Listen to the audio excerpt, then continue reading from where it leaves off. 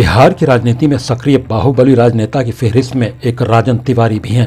राजन तिवारी ऐसे बाहुबली हैं जिनका जलवा दो राज्यों यूपी और बिहार दोनों जगह रहा है।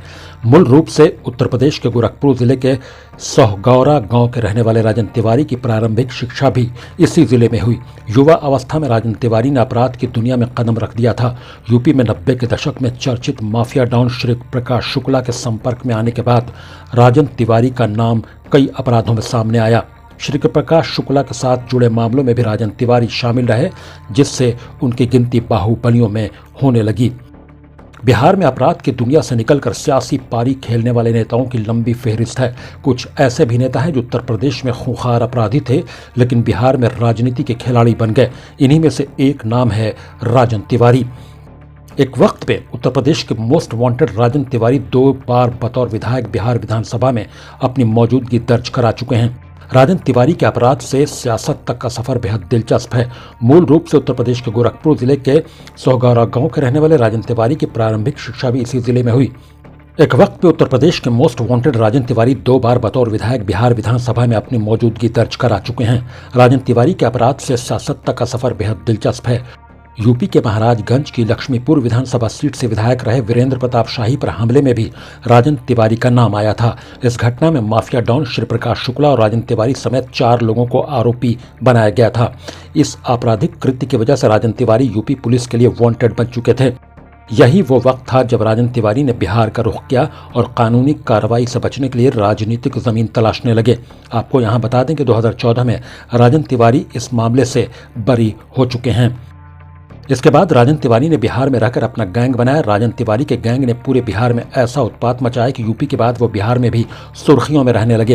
राजन तिवारी का नाम आरजेडी के पूर्व मंत्री बृज बिहारी प्रसाद की हत्या में भी सामने आया। पहली बार राजन तिवारी राष्ट्रीय स्तर पर तब फेमस हुए जब यूपी सरकार के विधायक रहे वीरेंद्र प्रताप शाही पर हमले में उनका नाम आया। यूपी के महाराजगंज की लक्ष्मीपुर विधानसभा सीट के विधायक रहे वीरेंद्र प्रताप शाही मूल रूप से गोरखपुर कैंट के निवासी थे। 24 अक्टूबर 1996 को वो गोलघर कार्यालय से अपने घर जा रहे थे। वे कैंट में एक लॉज के पास पहुंचे तो उनकी कार पर बदमाशों ने जमकर फायरिंग की थी। हमले में शाही की जांघ में गोली लगी थी, लेकिन उनके गनर जयराम की मौत हो गई थी। इस वारदात में श्री प्रकाश शुक्ला और राजन तिवारी समेत 4 लोगों को अपराधी माना गया था।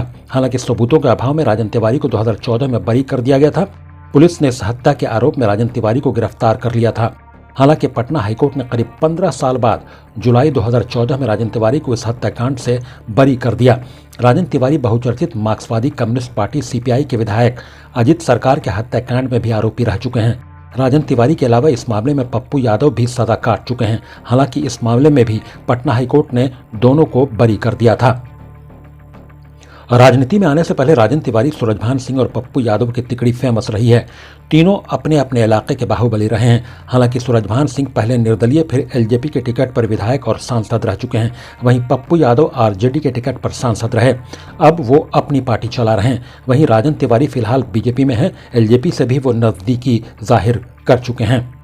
मंत्री हत्याकांड में जेल जाने से पहले ही राजन तिवारी ने बिहार में सियासी जमीन तलाश ली थी। राजन तिवारी 2 बार विधानसभा के लिए चुने गए। वो पूर्वी चंपारण के गोविंदगंज से लोजपा से विधायक रह चुके हैं। इसके अलावा राजन तिवारी 2004 में लोकसभा पहुंचने के लिए भी भाग आजमा चुके हैं।